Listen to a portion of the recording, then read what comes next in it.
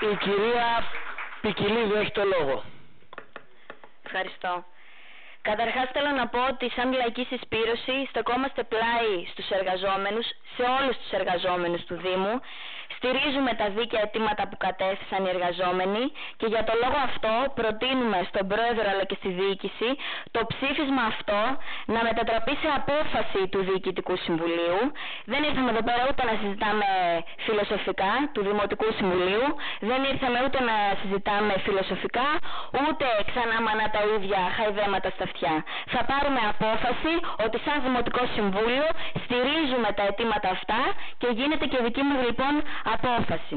Τονίζουμε ιδιαίτερα τα δίκαια αιτήματα για προσλήψεις μόνιμου προσωπικού, για αύξηση των μισθών και αναβάθμιση των συνθηκών και των μέσων εργασίας, για να μπορούν αυτοί οι άνθρωποι να κάνουν τη δουλειά τους. Αυτό θέλουν, να μπορούν να κάνουν τη δουλειά τους με ασφάλεια και να μην θρηνήσουμε κι άλλα θύματα στην πόλη μας. Έχουν πολιτική ευθύνη, εμείς λέμε, διαχρονικά όλες οι διοικήσεις του Δήμου, όπως και άλλες παρατάξεις που στήριξαν και στηρίζουν με τη στάση τους αυτή τη βαρβαρότητα. Είναι αλήθεια ότι οι συμβασιούχοι εργαζόμενοι στο Δήμο καλύπτουν πάγιες και διαρκείς ανάγκες.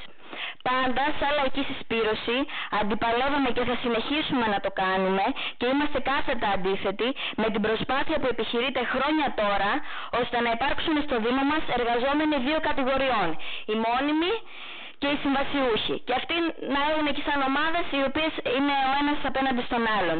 Δεν είναι έτσι. Και επειδή ακούστηκε και από άλλους συναδέλφους εδώ πέρα ότι είμαστε με τους εργαζόμενους, αλλά όταν είμαστε με τους εργαζόμενους δεν υπάρχουν αλλά.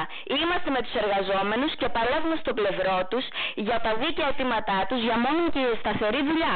Δεν ζήτησε κανένας από αυτούς τους εργαζόμενους να δουλεύουν με δίμηνες συμβάσεις. Αυτό είναι το καθεστώς της ομηρίας. Εκεί που ο άλλος πάει στη δουλειά και ουσιαστικά θέλει το χρόνο να προσαρμοστεί, κατευθείαν είναι σε αυτή την πραγματικά ομηρία να σηκωθεί και να φύγει. Και αυτό τι λύνει? Λύνει μια ανακύκλωση της ανεργίας. Δεν λύνει το ουσιαστικό πρόβλημα που είναι η ανεργία με αυτά τα προγράμματα. Γι' αυτό και λοιπόν δεν μπορεί να συνεχιστεί άλλο αυτό το ζήτημα.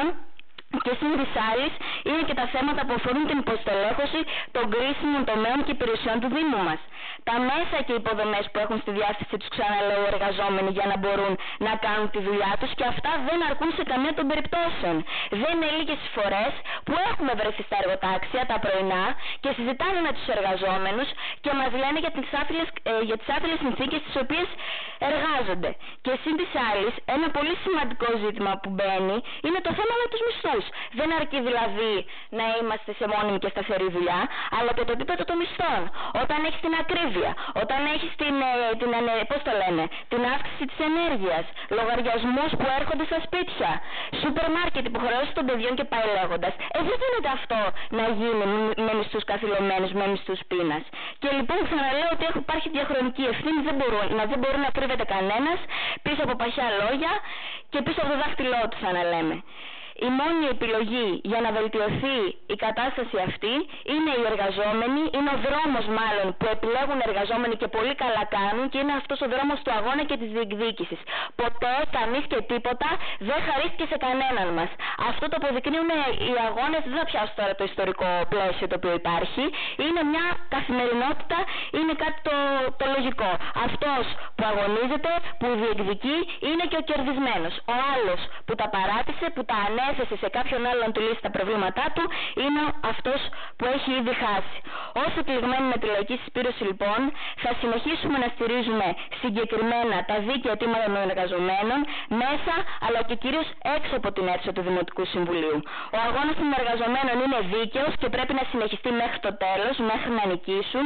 Είμαστε στο πλευρό τους, πάντα ήμασταν και θα είμαστε, γιατί ξέρετε πάρα πολύ καλά κι εσείς ότι το ΚΚΕ είναι το μόνο κόμμα το οποίο μέσα στη Βουλή καταθέτει προτάσεις νόμους και για να ελαφρυνθούν οι συνθήκες, τέλος πάντων, και τα προβλήματα του λαού, μέτρα ανακούφισης υπέρ του λαού ουσιαστικά, και γνωρίζετε πολύ καλά ότι και αυτά καταψηφίζονται.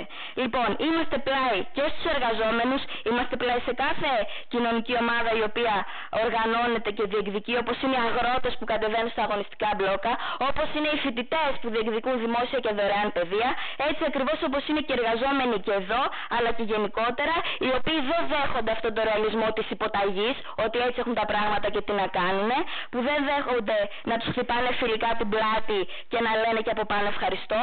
Στο δρόμο λοιπόν αυτόν που εσείς ανοίγετε θα πρέπει να ακολουθήσουν και οι υπόλοιποι συνάδελφοι και βέβαια να κορυφώσουν αυτόν τον αγώνα τους και στις 28 του μηνός που είναι η πανελλαδική απεργία.